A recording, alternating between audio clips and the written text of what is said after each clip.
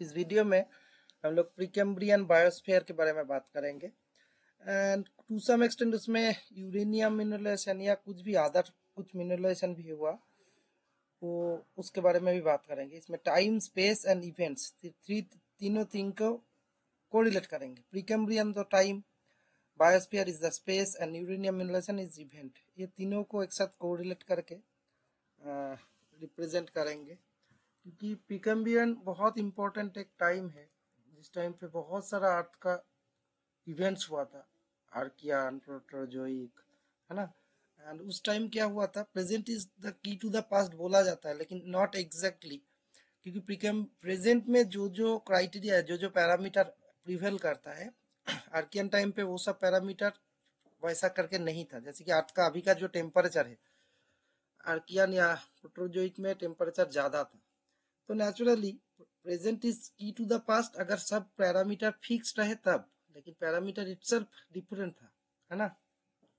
तो उस बारे में ओवरऑल बात करेंगे, जुड़े रहिए, बहुत इंपॉर्टेंट टॉपिक होने वाला है। और ये यूरेनियम मिनरलाइजेशन मतलब only for atomic minerals related चीज के बारे में है, ऐसा नहीं है। यूरेनियम किसी एक ऑर्गेनाइजेशन का प्रॉपर्टी नहीं है। यूरेनियम का जो स्ट्रेटेजिक पॉइंट ऑफ व्यू है उस बारे में बात करने के लिए बहुत सारा प्रोटोकॉल्स रहता है, लेकिन general uranium as a mineral कोई भी बात कर सकते हैं और सभी को जानना बहुत जरूरी है, बिकॉज ये बहुत इंपॉर्टेंट एक एलिमेंट है यूरेनियम। तो आइए स्टार्ट करते हैं। फर्स्ट ऑफ ऑल, कोई भी मिनरल, कोई भी एलिमेंट, मिनरल तो बात का बात है, टोटल पीरियोडिक टेबल में 92 एलिमेंट्स है। 92 का एलिमेंट्स का लास्ट एलिमेंट, जो सबसे लास्ट स्टेबल एलिमेंट है, यूरेनियम। यूरेनियम रेडियो एक्टिव है, तो नेचुरली ये क्या होता है, ब्रेक डाउन होता है, डीके होते रहता है ना। तो ओवरऑल यूरेनियम का ये सब चीज न्यूट्रॉन बाई प्रोटॉन रेशियो से होता है, वो सब बारे में बाद में बात करेंगे। फिलहाल सबसे शुरू में यूनिवर्स में कोई भी एलिमेंट आया कैसे था ये जानना चाहिए। तो अभी देखा जाता है, टेलीस्कोप से देखा जाता है, ओवरऑल हमारा यूनिवर्स एक्सपैंड कर रहा है। द एक्सपेंशन मीन्स एक पर्टिकुलर रेट में धीरे धीरे फैलते जा रहा है। तो उसी को बैक कैलकुलेशन करने से, नॉट एग्जैक्टली लिनियर स्केल में, बट कुछ एक पर्टिकुलर मैथमेटिक्स, कुछ इक्वेशन यूज करके अगर आप बैक कैलकुलेट करोगे, ये एक्सपेंशन धीरे धीरे कॉन्ट्रैक्ट होता रहेगा। बैक कैलकुलेशन मैं बोल रहा हूँ। तो वैसा हिसाब करके ड्रॉपलर इफेक्ट्स, बहुत सारे इफेक्ट्स को कंसीडर करके ओवरऑल देखा जाता है कि 14 बिलियन ईयर्स के आसपास में टोटल यूनिवर्स एक पॉइंट में सिकुड़ जाएगा। तो इसीलिए बोला जाता है 14 बिलियन ईयर्स में एक बड़ा सा एक्सप्लोशन हुआ था, बिग बैंग। उसके पहले तो फिर क्या था, उसके पहले भी अदर यूनिवर्स था, इसका तो कोई अंत नहीं है। यूनिवर्स को बोला जाता है known universe and unknown universe. हम लोग इसका जो सिंस कोई लिमिट नहीं है, हम लोग हमारा नोन यूनिवर्स के बारे में बात कर रहे हैं। सो नोन यूनिवर्स का ओरिजिन 14 बिलियन ईयर्स के आसपास में हुआ था। उसके पहले क्या था, सब चीज प्लाज्मा स्टेट में था, कोई एटॉम बना नहीं था, कोई एलिमेंट बना नहीं था। प्लाज्मा स्टेट में क्या होता है, प्लाज्मा स्टेट में इलेक्ट्रॉन, प्रोटॉन, न्यूट्रॉन ऐसा करके रहता है, ठीक है। सडनली फटाक से बड़ा सा बिग बैंग जब एक्सप्लोशन हुआ था, तब बहुत फास्ट क्या हुआ, न्यूक्लियर फ्यूजन हो गया था। कुछ कुछ सब एटॉमिक पार्टिकल जैसे इलेक्ट्रॉन, प्रोटॉन, न्यूट्रॉन जुड़ गया था। तो ओवरऑल न्यूक्लियोसिंथेसिस देखा जाएगा तो 3 स्टेज में डिफरेंट एलिमेंट आया था। फर्स्ट स्टेज को बोला जाता है बिग बैंग न्यूक्लियोसिंथेसिस, उसके बाद स्टेलर न्यूक्लियोसिंथेसिस, और उसके बाद supernova nucleosynthesis. So big bang के टाइम पे, बिग बैंग न्यूक्लियोसिंथेसिस के टाइम पे ओनली हाइड्रोजन एंड हीलियम बना था, ठीक है। उसके बाद स्टेलर न्यूक्लियोसिंथेसिस के टाइम पे अप टू आयरन बना था। एंड उसके बाद जब सुपरनोवा हुआ था, सुपरनोवा के टाइप बाद आयरन से लेके यूरेनियम तक सब बन गया था, ठीक है। इसके डिटेल में बोलने से टोटल ये itself is a vast topic, बहुत इंटरेस्टिंग है। इसका कोई बोलेगा तो मैं उसके बारे में भी बना सकता हूँ, बहुत इंटरेस्टिंग, बहुत मज़ेदार है। और ये सब चीज़ जान समझ पाएगा तो बाकी टोटल जियोलॉजी समझना बहुत इजी हो जाता है। एलिमेंट प्रॉपर्टी से लेके कैसे मिनरल बनता है, कैसे रॉक बनता है, फंडामेंटल्स। एनीवे, तो देखो, आप इमेजिन करो कोई भी एलिमेंट, यूरेनियम हो, गोल्ड हो, ये सब एक्चुअली आर्ट में बना ही नहीं था। आर्ट का बाहर बना था। तो आज हमारा शरीर में जितना बोन है उसमें कैल्शियम है, हमारा शरीर में जो कार्बन है, सोचो हमारा नहीं है, महाजगत का है, बाहर का है। तो इसी में आध्यात्मिक बात भी आ जाता है, जरूरत नहीं है, लेकिन हर चीज कण कण में लिंक्ड रहता है, कोई भी चीज हमारा खुद का नहीं है। एनीवे ये चीज सभी लोग जब समझ जाएगा बहुत जल्दी, तो बहुत अच्छा हो जाता है।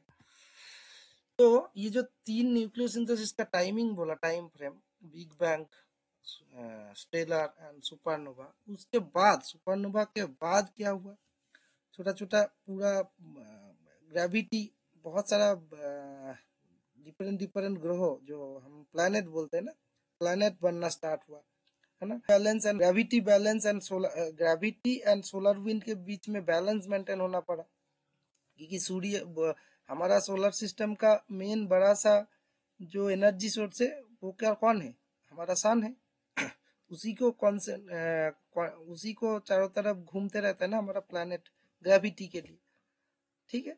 सो ओवरऑल अर्थ का जो नॉर्मल प्रोसेस है कैसे करके बना था वो तो सभी को पता ही है, उसमें मैं फर्दर डिटेल में नहीं जाऊंगा, ठीक है। तो इवेंचुअली जब प्रोटो अर्थ बना, अर्थ तो सेमी सॉलिड लिक्विड स्टेट में था, हम्म, जैसे कि हम हमेशा डिस्कस करते हैं। तो इनिशियल अर्थ बहुत बहुत ही फ्रेजाइल था, कोई क्रस्ट डेवलप नहीं हुआ था, मैग्मा ओशन के ऊपर, जैसे कि दूध के ऊपर थोड़ा सा मलाई बनना स्टार्ट होता है वैसा करके प्राइमरी क्रस्ट, जो भी इवेंचुअली अगेन बोम्बार्डमेंट हो गया, बाहर से तो मेटेओराइट्स आते रहेगा, वही तो मेटेओराइट्स जम जम के अर्थ का टोटल वॉल्यूम, टोटल मास बढ़ाया, ऐसा बूंद बूंद से लेके धीरे धीरे धीरे धीरे बड़ा अर्थ बना। ऐसा ही छोटा छोटा जो मेटेओराइट्स देखते हो ना, वैसा ही बहुत सारा मेटेओराइट्स कॉम्बाइन होके तो अर्थ बना, ऐसा ऐसा भी बोला जाता है ना।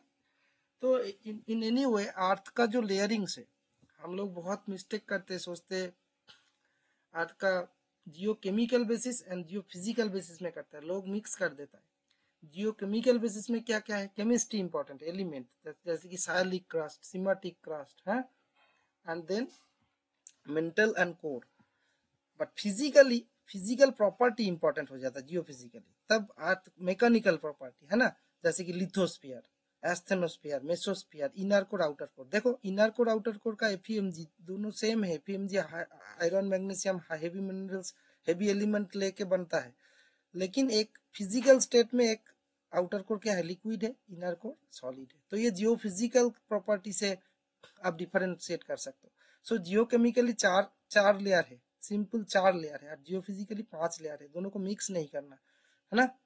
Geochemically sialic crust, simatic crust, that is continental and oceanic crust, then mantle and core. और geophysically lithosphere, that is crust and upper mantle, property same रहता है बोल के, एक ही बिस्किट जैसा लिथोस्फीयर। एस्थेनोस्फीयर कॉन्सेंट्रेटेड जेली है ना। मेसोस्फीयर लोअर मेंटल से थोड़ा ये इसका है कोर का बाउंड्री तक, उसमें क्या है, हानी टाइप का मटेरियल है मान लो। उसके बाद लिक्विड एकदम वाटर जैसा, inner outer core, and inner core solid. Question ये है कि इनर कोर सॉलिड क्यों है। देखो कोई भी चीज का प्रेशर बढ़ने से मेल्टिंग पॉइंट बढ़ जाता है ना। तो सेंटर में अर्थ का सेंटर में जितना प्रेशर है, मेल्टिंग पॉइंट उतना तक रीच नहीं कर पाया, क्योंकि प्रेशर ज्यादा है, उतना उस हिसाब से मेल्टिंग पॉइंट बढ़ नहीं पाया, समझ गया। जैसे कि सैलिक क्रस्ट, सिमेटिक क्रस्ट में क्या है, सिलिकॉन एल्यूमिनियम ज्यादा प्रेशर क्रिएट नहीं कर पाएगा, हल्का चीज है ना। लेकिन कोर के जगह पे क्या हो जाता है, भारी चीज हो जाता है, प्रेशर ज्यादा रेट में बढ़ता है compare to normal geothermal gradient में, जैसा करके टेम्परेचर बढ़ेगा उससे ज्यादा रेट में प्रेशर बढ़ जाता है। तो कोर में जितना प्रेशर रहता है उस हिसाब से टेम्परेचर अचीव नहीं हो पाया इनर कोर में, तो इसीलिए वो सॉलिड रह गया। ये चीज समझना बहुत जरूरी है। एनीवे तो अर्थ का डिफरेंट थ्योरी है ना, डिफरेंशिएशन, मून, बाहर से एक्चुअली वाटर वाटर इटसेल्फ आया था बाहर से बोला जाता है, ठीक है। दूसरा ये से दूसरा मटेरियल का बोम्बार्डमेंट से। नाउ हेडियन अर्थ, आर्कियन अर्थ। हेडियन में क्या हुआ था, बहुत इग्नियस इंट्रूशन, बहुत इग्नियस एक्टिविटी था। इंट्रूशन तो बोलेंगे नहीं, उस टाइम अर्थ इटसेल्फ बहुत मेल्टेन, सेमी सॉलिड मोल्टेन स्टेज में था टोटल अर्थ।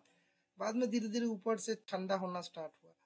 इवेंचुअली आर्कियन में तो थोड़ा बहुत एटमोस्फेयर, हमारा प्रिमिटिव एटमॉस्फेयर में तो नाइट्रोजन हुआ था, कार्बन डाइऑक्साइड होता था, ऑक्सीजन नहीं आया था। ठीक है, फिर उसके बाद हाइड्रोस्फीयर, वाटर आया। वाटर तो एक्स्ट्रा टेरेस्ट्रियल एंटिटी से आया बोला। उसके बाद धीरे धीरे कॉन्टिनेंट बनना शुरू हुआ, मतलब लैंड बनना शुरू हुआ वाटर के अंदर। हाँ, सो प्लेट टेक्टोनिक्स उस टाइम नहीं आया था। उस टाइम थिन स्केल टेक्टोनिक्स जो बोला जाता है, वर्टिकली, है वर्टिकल टेक्टोनिक्स बोला जाता है। धीरे धीरे धीरे धीरे जस्ट लेयरिंग लेयरिंग बनना शुरू हुआ। तो उस टाइम इतना पतला क्रास्ट में क्या होगा, इजीली जो कोई भी कन्वेक्शन सेल होगा टेम्परेचर ग्रेडियंट के लिए वो फट जाएगा। और फट जाने से अगेन ओपन मेंटल आ जाएगा। एक बिस्किट को तोड़ना बहुत इजी है ना, लेकिन एक बहुत मोटा सा क्रास्ट को तोड़ना फटक से 2 पीस में टूटेगा नहीं। क्रैक क्रैक क्रैक, बहुत सारा क्रैक्स चाहिए। तो इसीलिए प्रीकैम्बियन के बाद प्रोटोजोइक में फास्ट बेसिन बनना स्टार्ट होता है। प्रोटोजोइक के पहले बेसिन बनता नहीं, क्योंकि क्रास्ट इटसेल्फ एक बिस्किट है। एक बिस्किट के अंदर ऊपर के कितना बड़ा गड्ढा बना पाओगे। तो बेसिन एकोमोडेट करने के लिए क्रास्ट का थिकनेस तो इनफ चाहिए ना, वरना ओपन मेंटल हो जाता है। तो इसीलिए आर्कियन ग्रीनस्टोन बेल्ट मिलता है। आर्कियन ग्रीनस्टोन बेल्ट मतलब थीन क्रास्ट में कोई भी चीज में टूट जाने से लिनियर फैशन में क्या होगा, ओपन मेंटल आ जाएगा, बेसल्ट आ जाएगा। और जो कि eventually low grade greenschist facies metamorphism होके मेटाबसॉल्ट बनाता है। ठीक है, तो कुछ सैलिएंट पॉइंट याद रखो। सोलर सिस्टम 4.6 बिलियन ईयर्स में बना। Oldest rock in the earth क्या है, 3.8 बिलियन ईयर्स मान लो। ड्यूरिंग हेडियन क्या है, मोल्टन अर्थ था। 3.8 के बाद से एक्चुअल अर्थ का जो हार्ड ब्रॉडली बनना शुरू हुआ था। ठीक है, during Archean water vapour in the air condense to form global ocean. और एक थ्योरी भी है बाहर से आया, मैं जो as I have mentioned earlier, कोई भी चीज है ना बहुत सारा प्रॉपर्टी के एक साथ होता है, ऐसा कि फॉर्म रिजिड तरीके से नहीं होता है। इसीलिए इसको अर्थ सिस्टम साइंस बोला जाता है। CO2 कंटेंट रिड्यूस हुआ बाद में, धीरे धीरे कार्बोनेट्स आया, वॉल्केनिक आइलैंड आया। 1.7 इसमें यूकैरियोटिक आया। पहले प्रोकैरियोटिक सेल रहता है, जैसे कि blue green algae, blue plus green cyanobacteria बोला जाता है।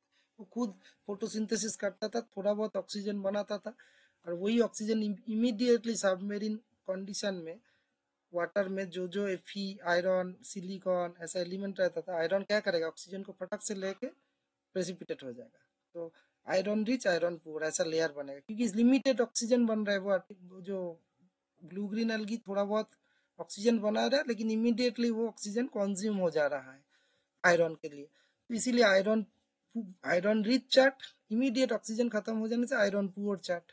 चार्ट तो सिलिका प्रेसिपिटेट अनइंटरप्टेड होते रहेगा। जब ऑक्सीजन थोड़ा बहुत ज्यादा आ गया बाई फोटोसिंथेसिस, तब वो कंज्यूम होके आयरन रिच लेयर बना देगा। जब कंज्यूम हो गया और ऑक्सीजन नहीं है उस टाइम के, क्या होगा, आयरन पुअर, मतलब आयरन ऑक्साइड बनेगा नहीं, ओनली चार्ट बनेगा। ऐसा करके रिदमिक बैंडिंग BIF बनता है। इसी को एल्गुमा टाइप, एल्गी से रिलेटेड बोल के एल्गुमा टाइप मान सकते हो, BIF बना था आर्कियन में। ठीक है, टेम्परेचर कंडीशन उस टाइम क्या था, ज्यादा था, धीरे धीरे कम होगा ना। सेडिमेंट्री रॉक रिकॉर्ड बहुत यूजफुल है, लेकिन सेडिमेंटेशन के लिए बेसिन चाहिए, बड़ा बेसिन। छोटा डेपो सेंटर होने से, जैसे कि आर्कियन ग्रीनस्टोन में थोड़ा बहुत वॉल्केनो सेडिमेंट्री पैकेज मिलता है। Total basinal sediments, undeformed sediment, texturally mineralogically mature sandstone, वो सब प्रोटोजोइक के पहले बना नहीं। सिंपल लॉजिक है।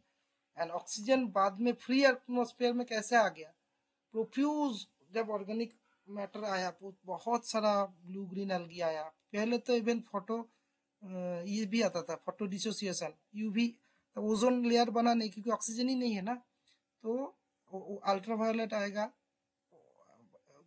सूरज से, सन से, वो वाटर को डिसोसिएट करेगा और ऑक्सीजन बनाता था। वो भी एक थोड़ा बहुत प्रोसीड्यूर था। तो इतना जो लिमिटेड ऑक्सीजन बनता था, बाद में क्या हुआ, प्रोफ्यूज जब ऑर्गेनिक मैटर या हमारा बायोस्फीयर ग्रो करना स्टार्ट हुआ, ऑक्सीजन बहुत ज्यादा बना, लेकिन आयरन बाद में धीरे धीरे घट गया। तो ऑक्सीजन फ्री, आयरन कंज्यूम होने के बाद भी, आयरन ऑक्सीजन कंज्यूम करने के बाद भी ऑक्सीजन बचा हुआ, तो वही ऑक्सीजन बहुत ज्यादा बढ़ गया धीरे धीरे। ठीक है, तो फर्स्ट 3.5 बिलियन ईयर्स के आसपास में देखा जाता है पिलबरा रीजियन में एविडेंस मिलता है, चार्ट में फॉसिल, फोटोसिंथेसिस करने वाला फॉसिल्स को एविडेंस भी है। ठीक है, तो ओवरऑल देखो, कोई भी हो, फोटोसिंथेसिस हो, कुछ भी हो, भाई अभी इवन जो मिनरलाइजेशन होने के लिए क्या चाहिए आपको, प्रॉपर ये जैसे ऑरोजेनी चाहिए ना, जैसे केमिकल रिएक्शन होने के पहले क्या करना पड़ता है, सैंपल को ग्राइंड करना पड़ता है ना, ग्राइंड करने के बाद तो सॉल्यूशन डालना पड़ता है, रिएजेंट।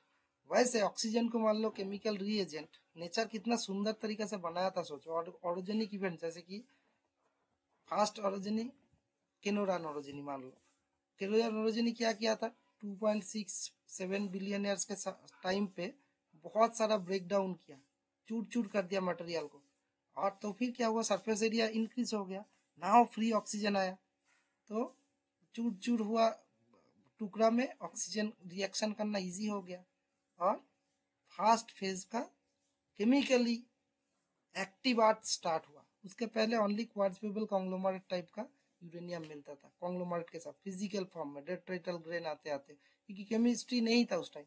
बट ये जब केमिस्ट्री स्टार्ट हुआ, टुकड़ा टुकड़ा आके हुआ, उसमें जब ऑक्सीजन रिएक्ट किया, फटाक से यूरेनियम बहुत सारा रिलीज हुआ, लीच आउट किया, वो लीच आउट होके फर्दर दूसरा जगह पे प्रॉपर ट्रैप में वो यूरेनियम रिमूव हुआ, लीच आउट होके कॉन्सेंट्रेट हुआ दूसरा जगह पे, फिर प्रॉपर रिड्यूसिंग कंडीशन मिलने से वो फिर जैसे कि अनकॉन्फॉर्मिटी में वो फिर अगेन रिप्रेसिपिटेट हुआ, तो कॉन्सेंट्रेशन बढ़ गया ऐसा करके। तो ये केमिस्ट्री अर्थ खुद ही बनाया है, केमिकल सिचुएशन अर्थ खुद बनाया है, खुद नेचुरल ग्राइंड किया, खुद नेचुरली रिएजेंट दिया, खुद नेचुरली 4P फैक्टर क्रिएट किया। 4P मतलब provenance, porosity, permeability, precipitation, preservation, ये 4 मंत्र है कोई भी डिपॉजिट बनने के लिए। फाइनली मेजर बास 2.5 से 3.1 के बीच में आर्कियन ग्रीनस्टोन रिलेटेड BIFs बहुत ज्यादा बना।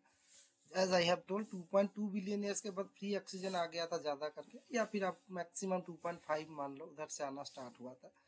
तो इसीलिए अनकॉन्फॉर्मिटी वाला डिपॉजिट जो chemical condition chemically active earth से फास्ट बनना शुरू हुआ, दैट इज प्रोटोजोइक में बना, हाँ, आर्कियन में नहीं, याद रखो। सो ओवरऑल प्रीकैम्ब्रियन के बारे में बात करेंगे।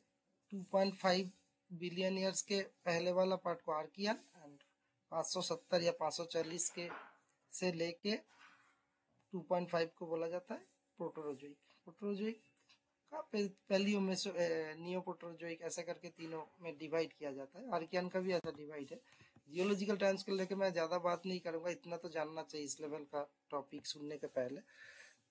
तो ओल्डेस्ट जार्कन 4.4 है ना, ये मिनरल आप समझ लो, mineral. By the way zircon dating बोलते हैं लोग, जार्कन का क्या डेट होगा, ZrSiO4 का नहीं, जार्कन में यूरेनियम Zr4 और U+4 का आइसोमॉर्फिक सब्स्टिट्यूशन रहता है, सेम आयनिक रेडिया रहता है, चार्ज रहता है, बोल के जार्कन के जगह पे थोड़ा बहुत यूरेनियम रहता है जार्कोनियम के बदले में थोड़ा बहुत।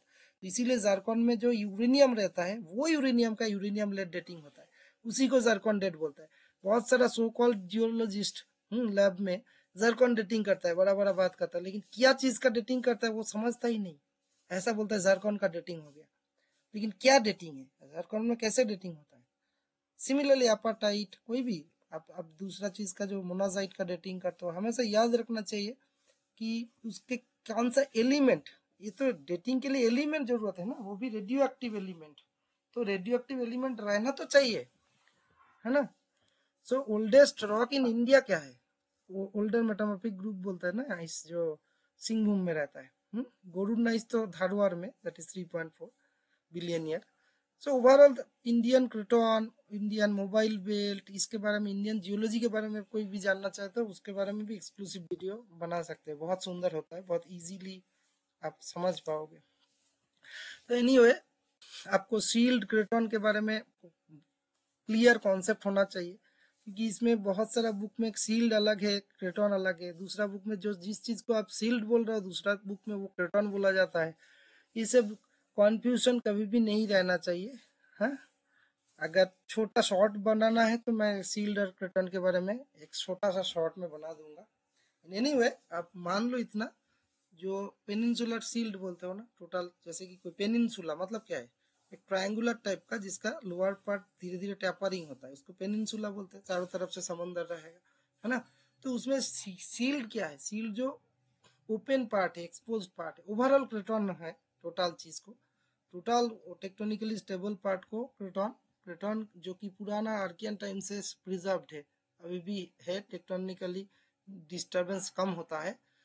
उसमें जो एक्सपोज्ड पार्ट रहता है आर्कियन रॉक जहाँ पे मिलता है, जिसको आप लोग बेसमेंट बोलते हो ना, उसको क्या बोलते हो, उसको आप सील्ड बोलते हो। एंड जो पोर्शन सेडिमेंट कवर रहता है, जैसे कि प्रोक्टोरजोइक बेसिन के अंदर रहता है, सेडिमेंट के पोर्शन को बोला जाता है प्लेटफॉर्म। तो उस प्लेटफॉर्म के नीचे भी आपको क्या मिलेगा, आपको सील्ड ही मिलेगा। तो प्लेटफॉर्म प्लस सील्ड मिल के क्रेटन, ठीक है। So early Precambrian rocks in the present day world are observed in few locations as craton, ठीक है। एंड दो क्रेटन के बीच में क्या रहेगा, तो फिर मोबाइल बेल्ट, जो कि एंशियंट ओशन है, जो स्क्वीज होकर दो सील्ड को जोड़ दिया, स्टिचिंग कर दिया, तो क्या होगा, फोल्ड एंड थ्रस्ट बेल्ट रहेगा ना। ये याद रखना चाहिए, क्रेटोनिक बाउंड्री जनरली मोबाइल बेल्ट बनता है, ठीक है। नाउ इंडियन कॉन्टेक्स्ट में आने से, as I have told, Singhbhum में एक मिला झारखंड का चांपुआ एरिया में, एंड ओल्डेस्ट पैलियोसोल केओंझर से मिला था, सब सिंहभूम में ही मिलता है देखो। And earliest form of life from Indian subcontinent 2 billion years microfossil बोलता है, बुंदेलखंड से मिला, झांसी से। ये सब अपडेट हो सकता है विथ टाइम, और कुछ किसी को मिल जाएगी। बहुत टीडियस जॉब है ना, छोटा छोटा ग्रेन इकट्ठा करके अलग करके पर्टिकुलर मिनरल को डेटिंग करके तब तो लोग बोलते हैं ना। एंड बाय द डेटिंग खाने का चीज नहीं है, पीने का चीज नहीं है, तो ये चीज डेटिंग डेटिंग डेटिंग लोग चीखते रहता है। डेटिंग क्या है, सेडिमेंट ग्रेन का डेटिंग करके क्या होगा, याद समझना चाहिए बात को। सेडिमेंटरी बेसिन में डिटाइटल सेडिमेंट का डेटिंग करने से इवेंचुअली बेसिन का कुछ एज नहीं देता है, क्योंकि ये मटेरियल डिराइव फ्रॉम बेसमेंट, तो बेसमेंट का कुछ डेट दे देगा। एंड होल रॉक डेटिंग किसको बोलते हैं, मिनरल डेटिंग किसको बोलते हैं, ये सब चीज जानना बहुत जरूरी है, ठीक है। तो कोई भी रेडिएशन, रेडियोमेट्रिक डेटिंग मतलब रेडिएशन समझना है, एलिमेंट समझना है, न्यूक्लियोसिंथेसिस समझना है।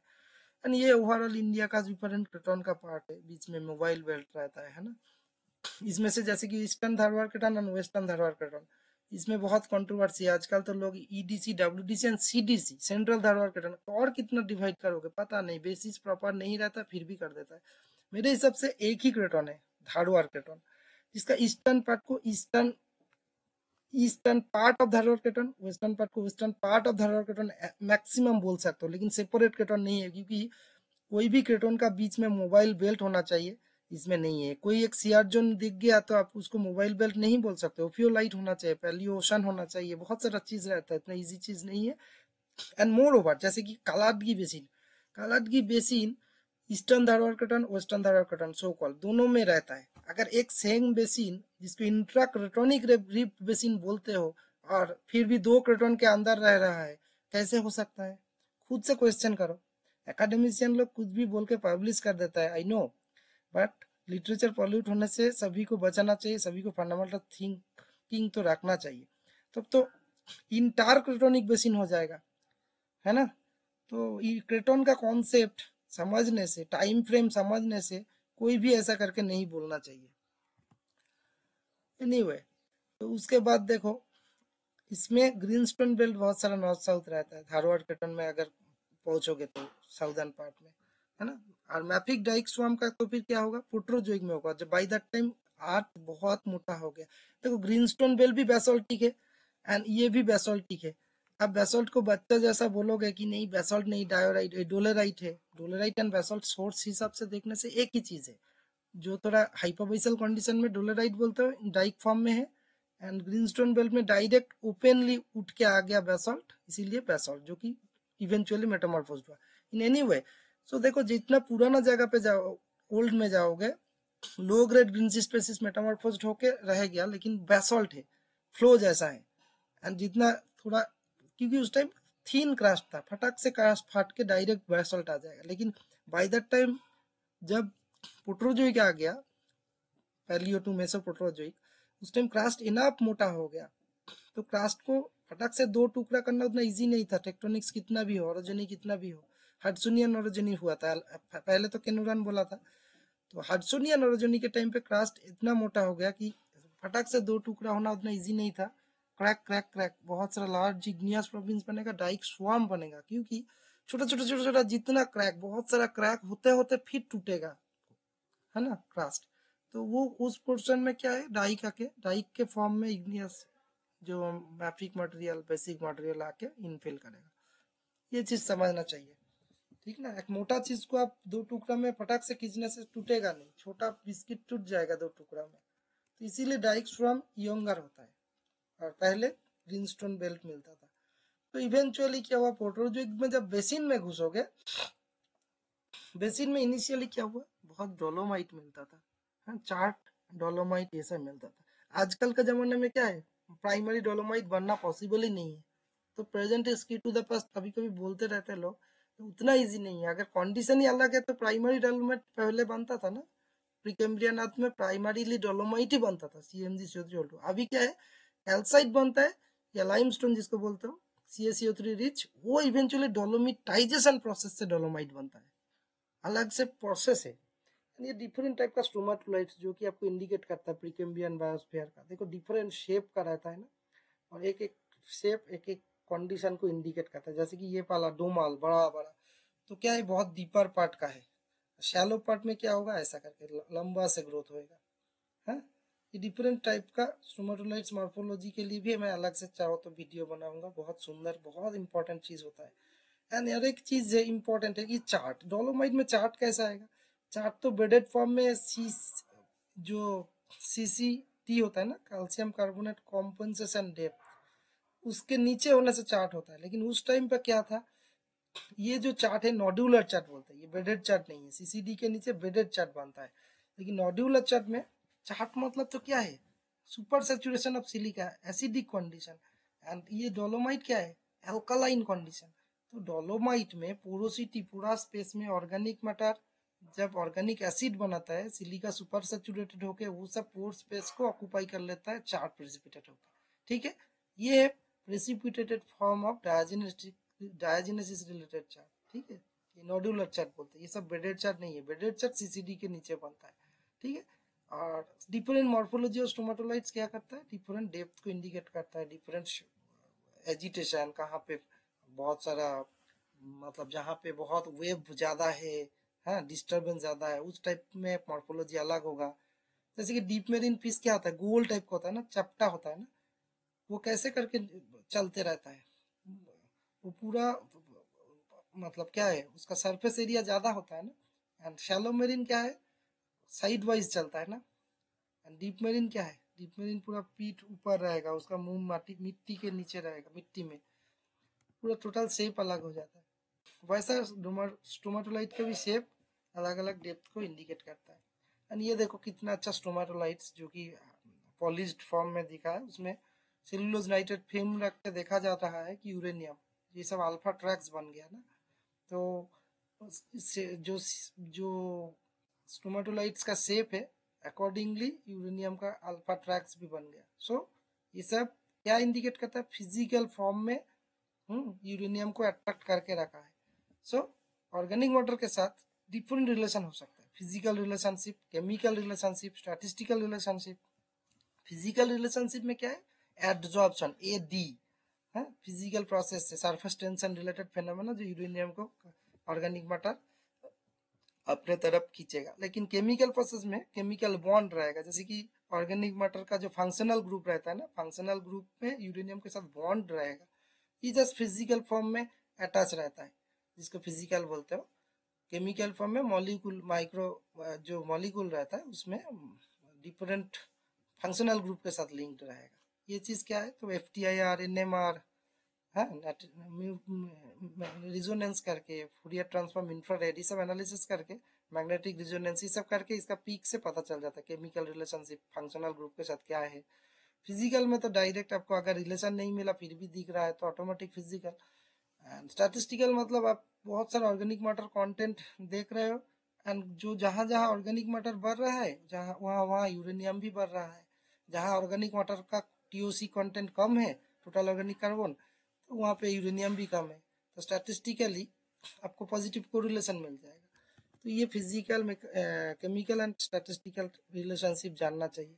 इधर देखो जैसे कि माइक्रोस्कोप में दिख रहा है, जहाँ जहाँ ऑर्गेनिक मैटर डॉट है उधर अल्फा ट्रैक्स भी ज्यादा है। और क्या है, इसमें पाइराइड्स मिलता है बहुत, बट ये ऑर्गेनिकली डिराइव्ड पाइराइड्स है। पाइराइड डिफरेंट टाइप से बन सकता है, हाइड्रोथर्मल प्राइमरीली, और एक है organic matter related that is framboidal pyrites है। तो ऑर्गेनिक मैटर रिलेटेड पाइराइड्स बहुत इंपॉर्टेंट होता है, यूरेनियम के साथ एसोसिएटेड रहता है क्योंकि they act as reductant. And then chart, ये देखो डायजेनेटिक चार्ट है, देखो ऑर्गेनिक मैटर के साथ एसोसिएटेड रिलेटेड थिंग है। क्यों, ये सब जगह पे जो लाइमस्टोन है, डोलोस्टोन है, एनीवे कार्बोनेट में जो देखो इसके अंदर बेडिंग जा रहा है, चार्ट के ऊपर से भी जा रहा है, दैट मीन्स ये रिप्लेसमेंट है ना।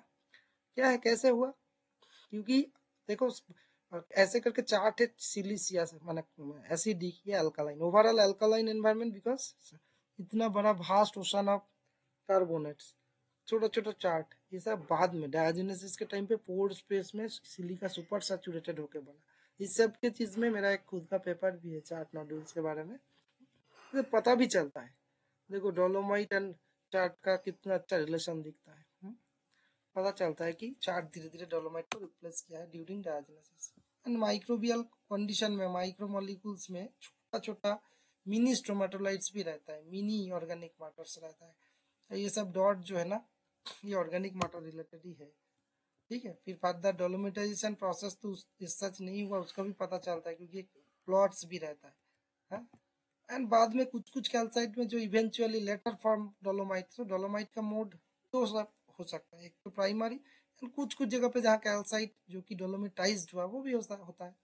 And more over organic matter के लिए आप जो मार्ड क्रैक्स देखते हो ना, मार्ड क्रैक्स समझना बहुत जरूरी है, बिकॉज हर जगह पे क्रैक्स होने से ही मार्ड क्रैक्स है वो नहीं है, जरूरी नहीं है। सिनेरेसिस क्रैक भी बोलते हैं, जैसे कि सैंड क्रैक्स, वो श्योरली एक ऑर्गेनिक मैटर को इंडिकेट करता है। क्योंकि जैसे ये सैंडस्टोन है, सैंडस्टोन इसका अच्छी तरह देखने से, ब्रेक डाउन करने से आप देखो पूरा सैंडी है, तो सैंड के अंदर कितना भी ड्राई हो जाए कभी क्रैक बनेगा नहीं बनेगा, लेकिन इधर है कैसे बनता है, तो फिर सैंडस्टोन में, सैंडस्टोन के ऊपर ऑर्गेनिक मैटर का एक थिक लेयर बन गया सपोज, सो वो थिक लेयर इवेंचुअली जब डिस्ट्रॉय हो जाएगा, ऑर्गेनिक ऑर्गेनिज्म मर जाएगा, वो क्या करेगा, क्ले जैसा लेयर बना देगा, वो क्ले इवेंचुअली क्रैक होगा, जो क्रैक सैंड से इनफिल्ड होगा एंड प्रिजर्व रहेगा। बाद में क्या है, ऑर्गेनिक मैटर निकल के चला जाता है, लीच आउट हो जाएगा ना, तो क्रैक रह जाता है। तो ये बहुत इंपॉर्टेंट है सैंड क्रैक्स। ठीक है, उसका शेप देखना, नॉट नेसेसरी पॉलीगोनल होगा, डिफरेंट टाइप का शेप हो सकता है। एंड मोर ओवर ये इतना कम जगह पे, इतना कम थिकनेस में तीन अलग अलग डायरेक्शन का रिपल्स, ऐसा हो सकता है क्या? एक सैंड में रिपल्स बनेगा, दूसरा बनने के टाइम पे तो पुराना वाला डिस्ट्रॉय हो जाना चाहिए, लेकिन नहीं, बिकॉज एक एक रिपल के बाद इसके ऊपर एक माइक्रोबियल मैट बन गया था, वो मैट प्रोटेक्ट कर दिया। ठीक है, इसीलिए इतना set of ripples within thin layer में बनता है। फिर ये एलिफेंट स्किन वेदरिंग जैसा एक चीज रहता है, elephant skin structure, sorry weathering नहीं, ये भी बहुत बड़ा इंपॉर्टेंट इंडिकेटिव है, जो कि इंडिकेट करता है इसमें क्या है, ऑर्गेनिक मैट था, microbial mat. So microbial mat and stromatolite same चीज नहीं है। स्टोमेटोलाइट्स कहाँ बनता है, वर्टिकली प्रेसिपिटेट होते रहता है। सो केमिकल अर्थ में केमिकल प्रेसिपिटेशन जा रहता है, ऊपर से प्रेसिपिटेट होते रहता है उसमें, ऊपर से ऑर्गेनिक मैटर बाइंडिंग, उसका एक्स्ट्रा पॉलीमरिक सब्सटेंस रहता है, ईपीएस बोलता है, जो ग्लू स्टिकी मटेरियल है। तो ऑर्गेनिक मैटर क्या करता है, कार्बोनेट का एक एक लेयर बनेगा, उसमें डेट्रिटल्स ग्रेन को बाइंड करके अलग अलग लेयरिंग दिखाएगा, से वही स्टोमेटोलाइट्स बोलते हो ना आप, वर्टिकली ग्रोथ होते रहता है। ठीक है, एंड माइक्रोबियल मैट है मैकेनिकल सेडिमेंट्स, जहाँ पे सिलिसियस डेट्रिटल्स ग्रेन क्या है, कैरेड ओवर होगा, है ना, ट्रांसपोर्ट होके डिपॉजिट होगा, तो ये हॉराइजॉन्टल लेयरिंग होता है, उसमें वर्टिकल स्टैकिंग होता है। ये मेजर डिफरेंस याद रखना माइक्रोबियल मैट और स्टोमेटोलाइट्स का। ये सब मैट रिलेटेड फिनोमेना है। माइक्रोबियल मैट्स का दो टाइप का हो सकता है, mat growth like features and mat destruction time features. Growth के टाइम का फीचर्स का अलग कैरेक्टरिस्टिक्स रहता है, डिस्ट्रक्शन का टाइम का अलग कैरेक्टरिस्टिक्स। ये सब mat destruction related jelly roll बोलते हैं। आप इसको देख के पता चला कि सैंडस्टोन है, सैंड मटेरियल, उसमें फिर सेम मटेरियल का ऐसा करके बनता है। क्यों बनता है, एज आई हैव टोल्ड, यहाँ पे लेयर बन गया था, वो लेयर क्रैक हुआ जो कि इनफिल्ड हुआ। बाद में वो लेयर जब डिस्ट्रक्शन हो रहा था, लेयर मैट क्या होगा, मैट रोल होते रहेगा ना कभी कभी, रोल होने के टाइम पे ये मटेरियल क्रैक को भी रोल कर देगा। ठीक है, ये फिर ये क्या है, पीटी रीजेस बोलते हैं, पीटी रीजेस। अलग टाइप का सैंड क्रैक्स बनता है। देखो कैसा बेम शेपेड है, स्पिंडल शेपेड है, कोई ये इरेगुलर पैटर्न में रह जाता है। ये तो और अच्छा है। रिपल्स के देखो जहाँ पे ही थोड़ा ट्रफ इक्वेस्ट नहीं, ट्रफ रीजन में क्या है मोस्टली वो थोड़ा प्रोटेक्शन मिलता है, जोर से एजिटेशन, जोर से जो करंट आएगा, ये शैडो पोर्शन में ये मैट बनता है। ठीक है, ये बहुत इंपॉर्टेंट। मंचूरियोफाइकस और राइजोनाइट्रोन, ये दोनों टर्म यूज होता है इसके लिए। These are the important feature. और इसमें देखो कितना अच्छी तरह पता चलता है इवेंचुअली सैंड के अंदर देखो कितना क्ले मिनरल्स बन जाए। ये सब क्ले मिनरल्स इंडिकेट करते हैं माइक्रोबियल मैट रहने का इंडिकेशन। फिर clay eventually iron oxide clay भी हो सकता है, आयरन का हेमाटाइट क्ले बन सकता है। सो इवेंचुअली क्या है ना, ऑर्गेनिक मैटर का भी बहुत इंपॉर्टेंट रोल रहता है, क्योंकि ऑर्गेनिक मैटर क्या करेगा, U+ रख के ऑक्सीडाइजिंग कंडीशन में क्या U6 हो जाएगा, फिर ट्रांसपोर्ट होते रहेगा। लेकिन जहां जहां ऑर्गेनिक मैटर रहेगा वो either physically first of all इसको अटैच करेगा, एंड केमिकली क्या रिडक्टेंट के हिसाब से रोल प्ले करेगा ना ऑर्गेनिक मैटर। ऑक्सीडेशन मतलब क्या है, loss of electron, reduction is gain of electron. So reductant क्या करता है, यूरेनियम को इलेक्ट्रॉन दे देता है, तो बाय गेनिंग यूरेनियम क्या होगा, रिड्यूस्ड हो जाएगा एंड प्रेसिपिटेट हो जाएगा। तो ये बहुत इंपॉर्टेंट फेनोमेना है ना। तो ऑर्गेनिक मैटर का रोल बहुत सारा रहता है। First of all organic matter जो है वो क्या है, फिजिकली ट्रैप कर सकता है, chemically as a reductant use हो सकता है, एंड कुछ कुछ हाइड्रोथर्मल कंडीशन में आयरन के साथ देखो दोनों रिलेशन हो सकता है। जैसे कि नॉर्मल कंडीशन में, हाइड्रोथर्मल कंडीशन में आयरन क्या है ना टिपिकली अलग टाइप का है, क्योंकि आयरन ऑक्सीडाइज्ड होने से प्रेसिपिटेट होता है। यूरेनियम क्या है, रिड्यूस होने से प्रेसिपिटेट होता है। तो इसको बोलते हैं रेडॉक्स रिएक्शन। जब यूरेनियम दे देगा आयरन को इलेक्ट्रॉन, एंड यूरेनियम खुद क्या करेगा, सॉरी आयरन यूरेनियम को इलेक्ट्रॉन दे दिया, तो यूरेनियम क्या हो गया, रिड्यूस हो गया, एंड आयरन ऑक्सीडाइज्ड हो गया, क्योंकि आयरन इलेक्ट्रॉन लॉस कर रहा है, वही इलेक्ट्रॉन को यूरेनियम गेन कर रहा है, तो दोनों एक साथ प्रेसिपिटेट हो जाएगा। रिडॉक्स रिएक्शन में आयरन ऑक्सीडाइज्ड होकर प्रेसिपिटेट हो रहा है एंड यूरेनियम रिड्यूस होकर प्रेसिपिटेट हो रहा है, ऑल टुगेदर एक साथ हो जाएगा। बट उसके लिए क्लोज या सेमी क्लोज सिस्टम चाहिए, हाइड्रोथर्मल सिस्टम में होता है। लेकिन overall total close open system में क्या होगा, ये तो ओपन है, इलेक्ट्रॉन या जो इलेक्ट्रॉन का लेन देन वो तो कॉन्फाइन नहीं है, बाहर चला जाएगा, बाहर ओपन सिस्टम है। तब क्या है ना, तब ऐसा नहीं होगा, तब हमेशा ऑक्सीडाइजिंग कंडीशन ही प्रिवेल रहेगा। ठीक है, तो इन दोज केसेस क्या होगा, रेडॉक्स रिएक्शन नहीं बनेगा। ओनली यूरेनियम अगर लोकल स्केल में रिड्यूसिंग कंडीशन प्रोवाइड करेगा तब बनेगा। सो जहाँ पे uranium act as sorry organic matter act as reductant, वहाँ पे आयरन नहीं रहेगा, एंड जहाँ पे हाइड्रोथर्मल कंडीशन है वहाँ पे आयरन यूरेनियम एक साथ रहेगा। सो सेडिमेंटरी कंडीशन में रेड सेल देखने से आपको पता चल जाएगा कि इधर ऑक्सीडाइजिंग कंडीशन है, बिकॉज सेडिमेंटरी ओपन सिस्टम है, तो रेड सेल में आपको यूरेनियम मिलने का चांस कम है। लेकिन उल्टा हाइड्रोथर्मल कंडीशन में जहाँ पे आयरन ज़्यादा है, आपको आयरन वेक्सिएशन के साथ भी अल्ट्रेशन पार्ट में देखना यूरेनियम ज़्यादा मिलेगा। ये चीज़ समझना बहुत जरूरी है। ठीक है, overall kerogen, bitumen, hydrocarbon, total organic carbon, ये सब चीज़ जानना बहुत जरूरी है। 3 टाइप्स ऑफ रिलेशनशिप जानना जरूरी है।